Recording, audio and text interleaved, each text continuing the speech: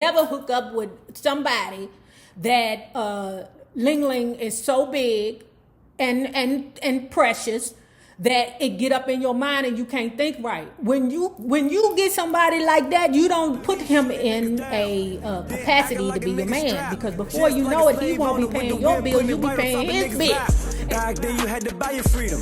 Woulda had to kick up by the staff. Safety ain't nice like balls. Cross the gun line, you ain't coming back. You a Pokemon, I'ma Ash Ketchum. 40 on my hip, Smith & Wesson. Boy bands on me, one direction. Flight pull, foe up, now he flex. I ask your girl, why do you keep texting? Then I bust on her face, now she messy. Safety meets, I'm out here teaching lessons. Bitch, you ain't fucking, then hit the exit. This is my letter to cat. I know I can't bring you back. I know wherever you at. You always checking my back. Remember when we were the tech? Remember that shit just like yesterday. I be your Lord knows I'm best to say. You saved my life with that tech that day. You was the one double check that play. And we made it out of there, all right.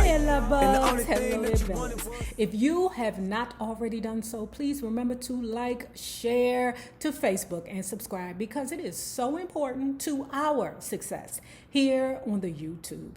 And if you are not already a part of our book club, please remember to hit the Patreon link below and or the join button here on the YouTube and be privy to all the shenanigans. Now, let's talk about Sister Souljah's The Coldest Winter Ever, Part 1. Brooklyn born, I don't have no sob stories for you about rats and roaches and pissy pew hallways. I came busting out my mama's big coochie January 28th, 1977 during one of New York's worst snowstorms. So my mother named me Winter. My father, Ricky Santiago, was so proud of his newborn girl that he had a limo waiting outside of the hospital to pick us up. The same night I got home, my pops gave me a diamond ring set in 24-karat gold. My mom said that my fingers was too small and too soft to even hold the ring in place. But my father insisted that he had a guy who could adjust it just right. It was important for me to know I deserved the best. No slum jewelry, cheap shoes, or knockoff designer stuff. Only the real Let's thing. get into it. Winter opens up this book and talk about she's living in the projects, but she don't have no problem. She is living a lavish lifestyle because she is the daughter of Ricky Santiago. And the whole world knows who Ricky Santiago is. On top of that, she got uncles over here, aunts over there, cousins over there, all living in the same project. And like many of us, when you live close to your family like that, and don't y'all act like that's ninja stuff, because it's not. Because real talk, back home, me, my mom, and my little sister lived on the 700 block of Morton Street, and my aunt and my cousin lived on the 600 block of Morton Street, 640. You know, I mean, at least my family did it. That's just how it goes sometimes. Winter's entire family was living in the same project. So you know how that go. When everybody living in the same project, they don't fuck with you. Because they know that if they mess with one, they going to have to mess with all. You know how you people do. You know, when you got tons of sisters and brothers, you know, you fight one sister, you got to fight all of them. You know what I'm saying? I don't never fuck. So that's another thing I don't fuck with. Bitches that got a lot of sisters. I don't fight them, you know. Yeah, I don't fight them. I don't even look at them bitches. Now, Winter is absolutely in love with her father. You know, and it's kind of weird almost. But I know that daddies and daughters have a different kind of relationship. But it's weird. You know, her father is like the perfect person for her. So whatever it is that Winter is going to pursue as she grows up, you know it's going to be identical to her father. She describes her father as the smoothest nigga in the world. Ooh, yes. When he came into the room, he made a difference. His cologne came around the corner, introducing him before he was even seen. Ooh, I love that. Ooh, I love that. A good smelling man child. He was light-skinned, tall, with curly black hair and a fine, thin mustache to match. He was a family man, according to Winter, because in Winter's mind, her father was very monogamous. Now, I don't know. We haven't gotten there yet, but as of right now, Winter is saying that her father only thinks about her mother. Winter's mother had her at 14. So at 14 years old, Santiago is sending limos to pick up his daughter from the hospital. Ooh, that nigga been putting in that work a long time. That's what that tells me. So mom and pops have been young lovers, and unlike a whole lot of niggas, they stayed together. She was 14 when she had me. Folks said that she looked great during pregnancy and would switch her ass around the neighborhood flowing easy like water. She would wear her fine Italian leather stiletto heels even in her 7th month. What I'm reading is the mother was 14. And because, let's be real, ladies, back then, when we were young, we weren't chasing other 14 years old. That ninja was probably like 19, okay? And that's what I'm saying, probably 18 or 19, but we'll find out later. So anyway, her mother didn't work and didn't have to work, period. In fact, her job was just to look good for her man and to go to Earlene's hair salon every 3 days and show off her new clothes that her drug dealer boyfriend bought her. Or husband bought her. Okay. But dig this, ladies. You know how that go. When you in that life, you got to take all of it. Okay? You just can't just be walking around in the fine clothes. You know, you switching around like, oh yeah, I'm Santiago's girlfriend. What you gonna do when somebody trying to take Santiago down and you in a car seat with him? You know, this is the grown up Nay thinking. Okay? I mean, putting cars in your name, writing bad checks. You know, I mean, all kinds of stuff, cheating, all kinds of stuff. You know, her mother was grooming Winter to be just like her, to go out and pursue alpha males in the projects or in the drug world, okay? She was trying to train her daughter early because she knew that her daughter was going to have a fast coochie just like she did. Well, let me shut the fuck up because I wasn't too far behind the mother, you know, in the fucking capacity. Now, a bad bitch is a woman who handles her business without making it seem like business. Only dumb girls let love get them delirious to the point where they let things that really count get undone. And to me, all that means to me is just the ding dong versus the money. Okay, you never hook up with somebody that ling ling is so big and precious that it get up in your mind and you can't think right. When you get somebody like that, you don't put him in a capacity to be your man, because before you know it, he won't be paying your bills, you'll be paying his bills. That's what Winter's mammy was trying to tell her. Girl, pick and choose wisely. Put yourself in a good position. The mother goes on to explain to Winter, okay, it's 2 men. Okay, it's 2 types of men. One, you're gonna meet and he gonna be everything you're looking for. He beautiful, skin beautiful, he's amazing, pretty teeth, big feet, big hands, all of that. But he broke and he ride the bus. Okay, that's the kind of man that you just play with. You just play with him. You take him home, do what you need to do, fix him a bowl of cereal, and send his ass on his way. Second man may be in the package that you want him to be in, but his package ain't what you want it to be, blank, if you know what I'm saying. You know, when he take you to the room, you just want to get up and walk out the room, but it don't matter. Okay, Winter's mother said, when you come across a man like that, you scream and let him think that whatever it is he is giving to you is the best you've ever had in the world. Oh, yes, daddy. Yes. Poke the bear. Give it to her. Okay, let that man think he is everything. Because that man is the money man.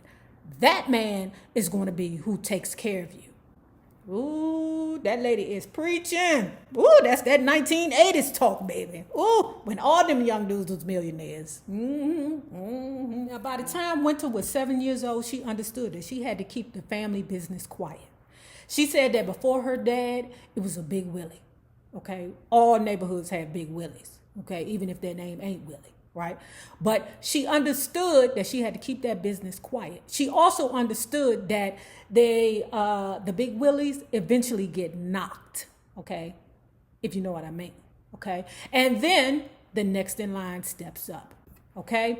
She felt so confident about her father that she felt that his business was so far taken care of and so well taken care of that he would never get knocked. Of course, because that's her father, Ricky Santiago. Now, this is the part that kills me, that I quite don't understand about the projects. I'm like, damn, people don't do, what is that? People don't come to your house to do inspections, okay?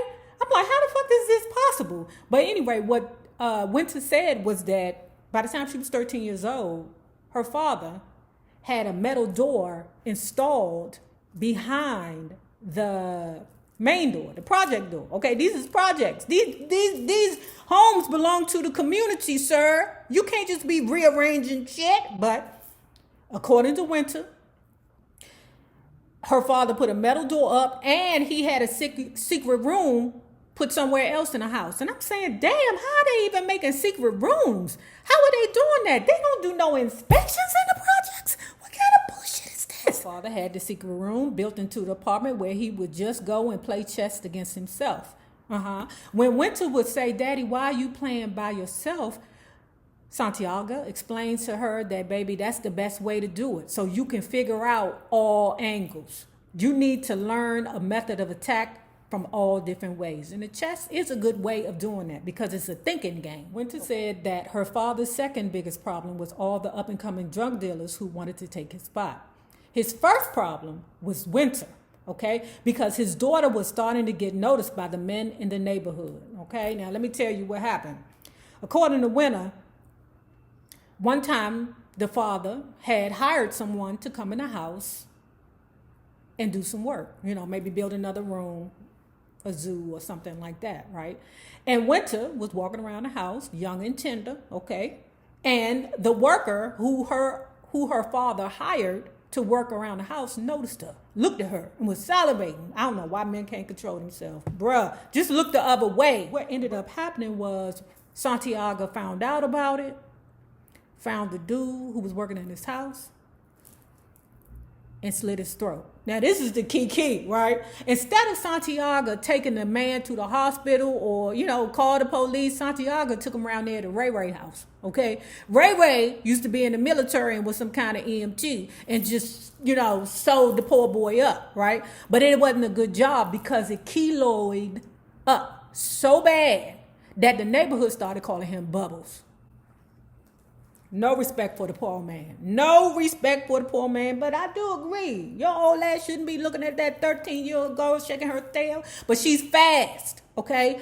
We're not going to pretend like Winter is a victim around here because that little girl is fast. Winter's mother is trying to talk to the father, Souljah, and tell him, look, you're doing too much, okay? You around here chopping up people or chopping up throats, send them around there to Ray, over a man just taking a glance at your daughter. You're doing too much. Let's just put her on birth control and let her go. Okay? I don't have time to follow her around. I got to go around there to Orleans and get my motherfucking hair done. Okay? Every 3 days and show these bitches the new shit you bought me. Souljah said answer no. Ain't nobody gonna be fucking my daughters not around here, not never. No. I'm saying to myself, damn, Souljah's mother just conceded because she know that her father is the one that pays the bill around there, and she don't want no problems with him because when it comes time for her to get her shit and her toys or whatever it is she wants, she don't want him to be remembering that he and her was arguing. He ain't got time. She don't have time for that BS, right? But what the mother decided to do was, okay, Winter is the oldest of the 4 girls, all right? I think that one of the girls is 4 at this time, and then she has 2 babies, twin sisters, okay? And what the mother said, you know what? Let's just keep her busy with watching these girls. Fuck it, I got stuff to do. I want to go around there to Orleans, god dang it. Forward, if I did not already say this, I'm saying it now. Winter is fast, okay? Winter then already figured out that school is not cool for her. The only reason why she ever wanted to go to school was to show off her new outfits, okay? In her mind, she felt like I shouldn't be going nowhere for 8 hours a day and it ain't paying me. I mean, okay. I mean, I get that. That's what I feel. If it was a way for me to have gone to school and get paid, I mean, God damn it, that would be the biggest come up. But it doesn't work like that. But Winter thinks totally different. Everything to her is a come up. Everything to her is a lick. And if she does not find herself better or put in a better position financially or some other kind of way, she don't want to be bothered with it. Souljah didn't think anybody was good enough for Winter. But anyway, Santiago spoke openly about the type of man that he wanted his daughter to end up with, right? And strangely enough, Winter said, well, damn, Daddy, that would be you. The only person that's good enough would be you, which again takes me back to, it's weird. It's weird. I'm not saying they fucking, but it's just weird that those two are so enamored with each other like that, right? Winter goes on to say, well, shit, it can't be Daddy, but maybe it can be his second in command, his lieutenant. Because back in the day, you know, the men would call themselves soldiers and they would give themselves different positions back then. But his lieutenant, Midnight. Ooh, ooh, ooh, ooh. Listen, guys, the picture that the book club has in their mind when they talk, or when we talk about Midnight, is that dude, Kofi Siriboe, something like that. Google him, child, if y'all don't know who he is. Ooh, ooh. Anyway, she loved or secretly loved Midnight in her soul. She was like, ooh, I'm going to get that nigga. I might be too young for him now, but soon, baby, soon. So, according to Winter, Midnight never smiled. He didn't joke around. He didn't do shit fun. Okay, she said he was dry, right? But she admired the fact that he was a hard worker because according to Santiago, he was just totally about business. Santiago didn't have time for bullshit, right? And Midnight had proven to be a good worker for him. Winter says that Santiago was the boss and he was comfortable and cool with Midnight. Midnight never attempted to skim, pay late, or run games like some other guys did when they first started out. Okay, so Midnight is already proven to be a stand-up guy for her father. On Sundays, what she would do is go down to the park, you know, and watch him play. Ooh. I'm telling you, all our pictures, that Kofi Siriboe, something like that. Y'all know the dude's name. Anyway, she said she would watch him. His body was freaking beautiful. It was like a work of art. She looking there, you know, looking at him. He ain't paying her ass no mind. Winter said, I couldn't wait to put my lips against his skin and maybe even suck his collarbone. I've never sucked a collarbone before. And to make the package complete, she said Midnight sneakers was always fresh and his t-shirts were always crisp. Okay, so Midnight was everything, you know, and speaking, like taking myself back to when I was a teenager, not that I would ever mess with anybody who would run down sneakers down, but that was important to me as a teenager, that the guy that I dealt with was always fresh. Sneakers, t-shirt, jeans, always fresh. Winter said she would do whatever she could to try and get his attention. Didn't work though. She would suck her teeth, be loud, roll her eyes, you know, shake her little thing just to get some attention from Midnight, but it didn't work because he wasn't stunting her ass, okay? Because again, Midnight is all business and his relationship with Santiago is business. His daughter is business, okay? Anything that comes from the Santiago seed is just business. Now, she's talking about the story of how she met her first sugar daddy. Oh, this is funny. I've had one of them too, y'all. Oh my God, God bless me. Okay, I was 16 years old. That dude was like 26. He thought he was going to get some of this. Answer no. Okay, answer no. You ain't getting none of this. First of all, you're an old man. And you ain't picked me up in a car. We rode to a bus. We rode on a bus to Union Station to go to the movies. Okay, so answer no to you. So anyway, the story goes like this. She was somewhere in Manhattan and she inside of a store, right? And she see the dude behind the register looking at her, sweating, not blinking.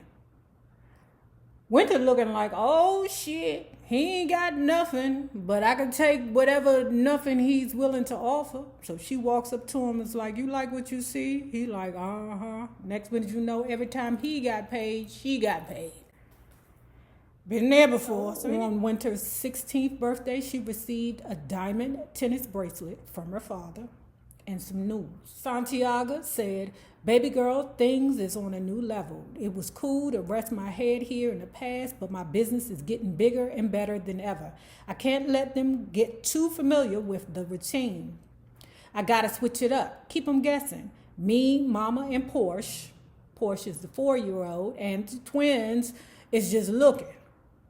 Because they like, what the hell you mean we fitting to move? Move where, daddy? Into the next building? What is you talking about? Tiaga continued, everybody can't handle my success. Eventually, some fool will snap out of order and try to bring it to me by hurting one of my girls. Now, there are rules, okay? Of course, there's always rules when you're messing with drug dealers. Like them, I mean, crazy rules. You know what I'm saying? You be like, what? I can't chew on my left side? Why? The rules were, do not tell nobody that we're fitting to move out of the projects. Winter's like, not even my aunts and uncles, daddy?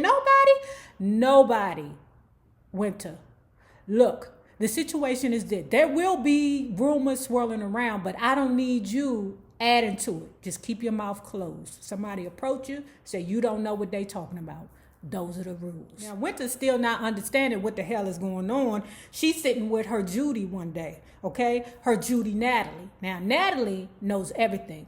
Everything about everybody in the neighborhood and the neighborhood next to it, right? So she assumed that Natalie had heard something about the move because Natalie had said, yeah, so I just asked my mother could she put long distance back on the telephone. Yeah. Oh, okay. So what happened was, listen, before the age of cell phones, what we used to have to do was buy long distance service from places like MCI. Is MCI still open? Or is that still a company? I don't know. But it was companies that sold long distance service. Because if you made a call long distance and you didn't have a long distance service, child, when you got your bill, that thing said $1,332.99. When her Judy, Natalie, said it, she was sure that Natalie knew about what was going on, right? And then Natalie said to her, look, bitch, just don't change up on us. That confirmed it. Now, traveling to the home in Long Island, it was plenty of oohs and ahs from her little sisters, you know. But Winter, you know, is looking at them like, shut the fuck up. You don't know no better. You don't even know what you're missing. Because according to Winter, they so young, they don't have the capability to be loyal to the projects. Girl, but is the projects loyal to you? One thing I will always say, your neighborhood will kill you, okay? If you get a little bit of success, you better get the hell up out of there. That's why all them stars run their asses down to Miami or Atlanta, because they know the places they grew up will fucking kill them. The house was built like a museum, elegant. Souljah was quick to get the finest furnishings for the home. It was truly amazing for all of us, okay? Now, after a few months, Winter and her mother started going crazy because you know hot pussies can't stand still. They can't stand still. You mean to tell me I got all these good clothes that you be buying me and I can't go out nowhere and show them off?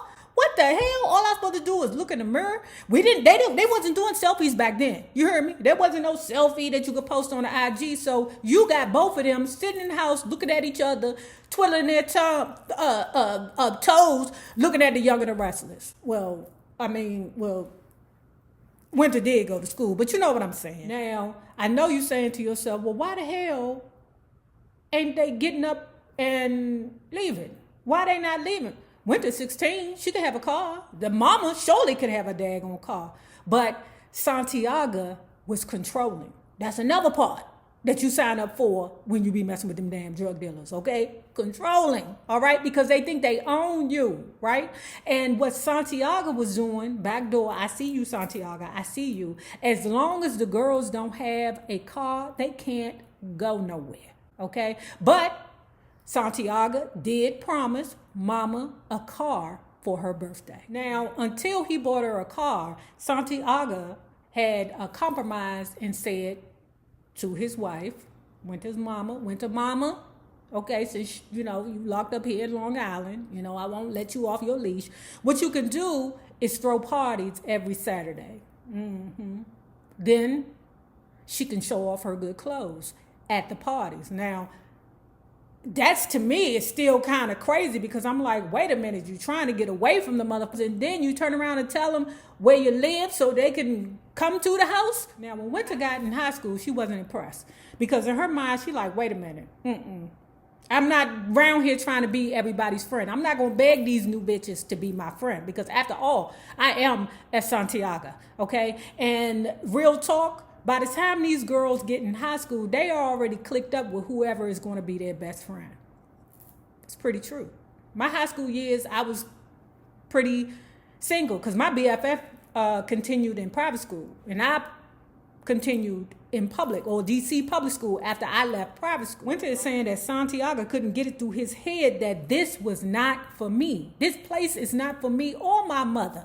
Okay, we don't even one of our hot pussies want to be here. According to Winter, her father treated her like some little girl. And that was unacceptable to her. She said that no matter what she had to do, she had to figure it out. And some way or another, she was going to get her ass back to the Brooklyn Projects. Now, if you have not already done so, please remember to like, share, and subscribe because it is so important to our success here on the YouTube.